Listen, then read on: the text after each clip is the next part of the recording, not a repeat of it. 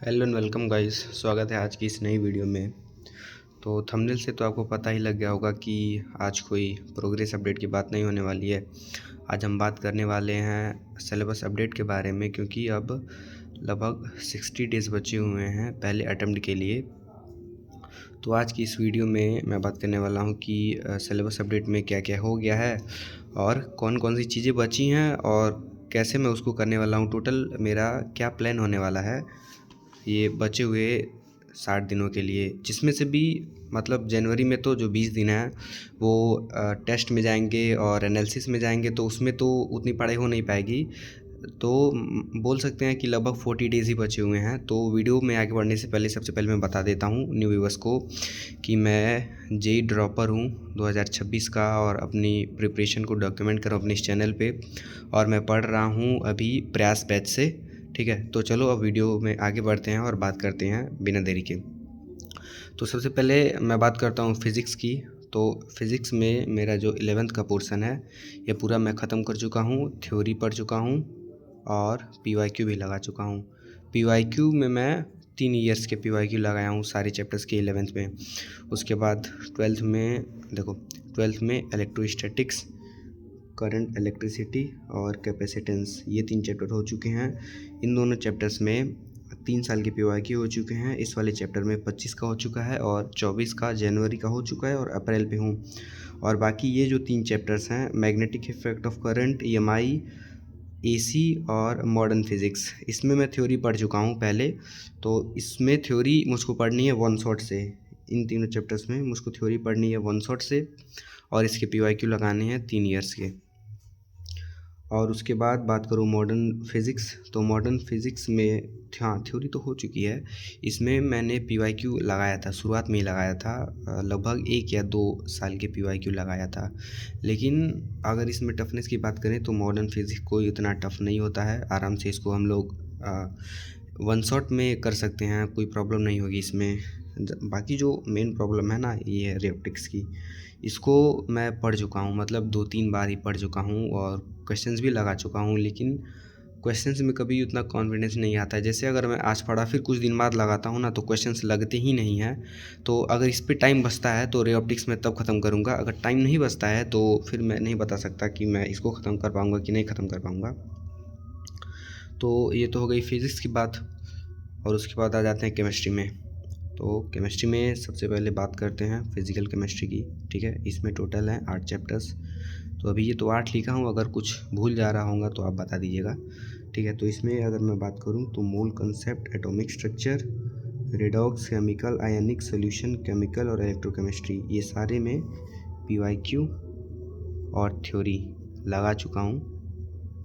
ठीक है, पूरे में 3-3 साल की पीवाईक्यू नहीं लगाया हूँ, कुछ में 3 साल के लगाया हूँ, जैसे कि केमिकल काइनेटिक्स में, और फिर इसमें मोल कॉन्सेप्ट, एटॉमिक स्ट्रक्चर, और कुछ में 2 साल की पीवाईक्यू लगाया हूँ। और उसके बाद बात करते हैं इनऑर्गेनिक केमिस्ट्री की। तो देखो, इनऑर्गेनिक केमिस्ट्री में पीरियोडिक प्रॉपर्टीज़, इसमें थ्योरी भी कर चुका हूँ और पीवाईक्यू भी कर चुका हूँ। उसके बाद केमिकल बॉन्डिंग में थ्योरी हो चुकी है, पीवाईक्यू नहीं हुआ है।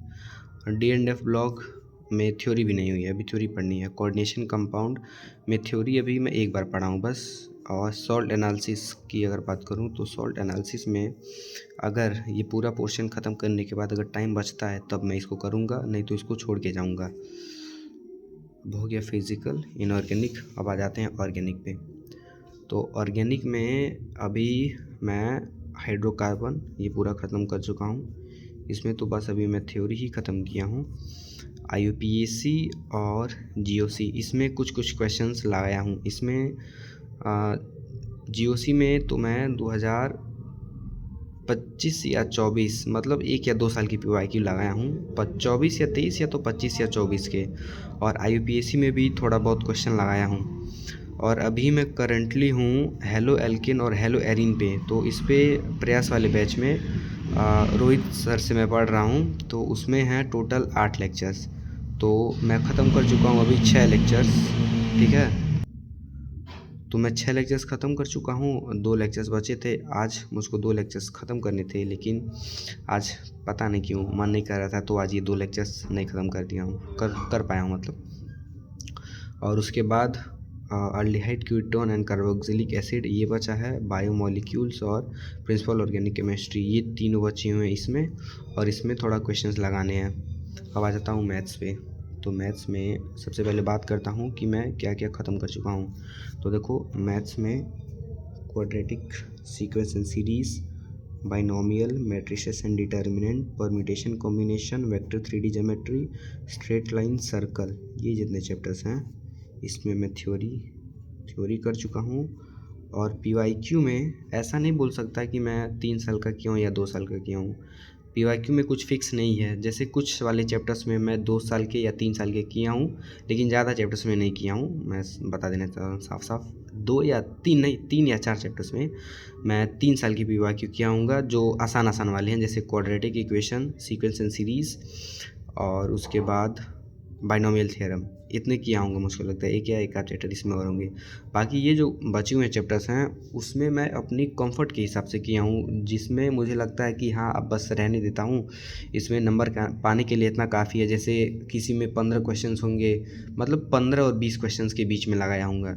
बाकी ये जो जितने बचे हुए हैं, और अभी स्टैटिक्स ये बचा हुआ है, तो अभी मैं करंटली हूँ यहाँ पे वेक्टर और 3D ज्योमेट्री के PYQ लगा रहा हूँ। उसके बाद पढ़ूँगा मैं स्टैटिस्टिक्स, और उसके बाद पहले बात करता हूँ कैलकुलस की। तो कैलकुलस अभी मेरा पूरा बचा हुआ है। अब मुझे ये भी नहीं पता कि मैं इसको पढ़ भी पाऊँगा कि अभी नहीं पढ़ पाऊँगा, लेकिन इसमें जो मेरा वीक टॉपिक है वो है डिफरेंशिएशन और इंटीग्रेशन का, एरिया ऑफ डेरिवेटिव और लिमिट, कॉन्टिन्यूटी एंड डिफरेंशिएबिलिटी। इसमें मुझको उतनी दिक्कत नहीं होती है, मतलब अगर बेसिक और मीडियम लेवल के क्वेश्चन आएंगे तो उसको मैं थोड़ा सॉल्व कर सकता हूँ, लेकिन थोड़ा ज़्यादा टफ आ जाएगा तो उसको सॉल्व नहीं कर सकता हूँ। अगर एक बार मतलब रिवाइज़ करके जाता हूँ और थोड़ा क्वेश्चन लगा के जाता हूँ तब, लेकिन इसको अभी थोड़ा अच्छे से पढ़ना पड़ेगा, और मुझे पता भी नहीं है कि मैं भी इसको पढ़ूँगा कि नहीं पढ़ूँगा। उसके बाद पैराबोला, एलिप्स और हाइपरबोला, इसको मैं वन शॉट से ख़त्म करूँगा। तो अभी ये तो बचा हुआ है। और कॉम्प्लेक्स नंबर और प्रोबेबिलिटी, तो कॉम्प्लेक्स नंबर तो मैं नहीं पढ़ूँगा, और प्रोबेबिलिटी ये भी चांस कम है, अगर कुछ बचता है तो ही पढ़ूँगा, या नहीं तो नहीं पढ़ूँगा। ठीक, तो ये पूरी हो गई मेरी सिलेबस अपडेट की बातें। तो क्या मैं पढ़ चुका हूँ, क्या नहीं पढ़ा हूँ, क्या बचा हुआ है। उसके बाद फिर अब मैं बात करता हूँ कि टेस्ट की। हाँ, टेस्ट की बात करते हैं। तो टेस्ट की अगर बात करूँ तो मैं जिस पुराने कोचिंग में था, अपने लोकल कोचिंग में, तो वहीं का टेस्ट सीरीज़ लिया हूँ ना, तो अभी उसमें पार्ट टेस्ट चल रहा है। अभी कल भी टेस्ट है मेरा 24 तारीख को, अभी कल एक टेस्ट है। तो अभी तो मेरा सिलेबस भी नहीं कंप्लीट हो पाया है पूरा, तो अभी जो मेरा पूरा फोकस है मेन, वो मेरा सिलेबस पे है। और मेरा जो टेस्ट का है, टेस्ट की अगर बात करूँ तो टेस्ट का मेन फोकस होगा फुल टेस्ट पे, जो कि चालू होने वाला है 18 दिसंबर से। तो फुल टेस्ट मेरा चालू होगा 18 दिसंबर से। तो मेरा जो मेन फोकस है, मेरा मेन फोकस फुल टेस्ट पे है, ना कि पार्ट टेस्ट पे, क्योंकि मतलब पहले वाले अटेम्प्ट से पहले तो पूरा सिलेबस करना इम्पॉर्टेंट है। क्योंकि अगर मतलब बहुत PYQ नहीं कर पाता हूँ, लेकिन अगर फार्मूला भी पढ़ के जाता हूँ तो फार्मूला बेस्ड जो क्वेश्चंस हैं वो मैं सॉल्व कर सकता हूँ, तो वो अच्छे खासे हो सकते हैं। तो इस पे तो मैं कोई रिस्क नहीं लेना चाहता हूँ। तो अभी सबसे पहले मेरा काम है पहले सिलेबस को कंप्लीट करना। तो अभी मैथ्स में तो अभी कोई चिंता नहीं है, और फिज़िक्स में ये जो बात की हूँ थोड़े चैप्टर्स बचे हुए हैं, और ऑर्गेनिक में तो बस ख़त्म ही होने वाले हैं। तो हो गई अब सिलेबस अपडेट की बात, टेस्ट की बात, ठीक है, और बात कर लिया क्या क्या छोड़ूंगा, क्या क्या नहीं पढ़ने वाला हूँ। तो ये जो पूरी बातें हैं ये मैं 60 डेज़ में अब इसको फॉलो करने वाला हूँ, टेस्ट सीरीज़, और ये पूरा सिलेबस ख़त्म करने वाला हूँ। तो आज की वीडियो में बस इतना ही। अगर वीडियो अच्छी लगे तो लाइक एंड सब्सक्राइब करना मत भूलना, और चैनल को शेयर भी करना अपने दोस्तों के साथ। चलो तो हम मिलते हैं एक नई वीडियो में, तब तक के लिए टाटा एंड बाय बाय।